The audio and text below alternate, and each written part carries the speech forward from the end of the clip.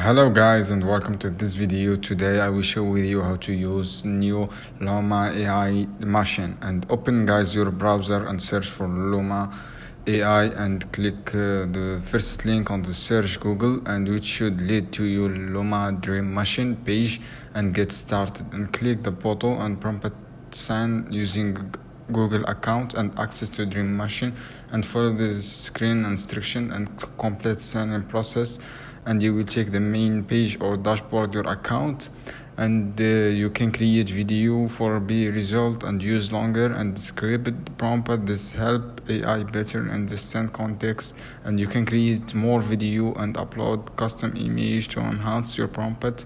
And this step option, but you can provide additional context for using both custom image, and you will the best result and minimize chain of error. And you need inspirations, Luma provides suggested, and you have enter prompts and upload image, and you can click generate photo to create video by AI. So guys, I hope this video helpful for you. Then don't forget subscribe and like, share this video, and remember guys, if you delete from your account, you wish to remove other video.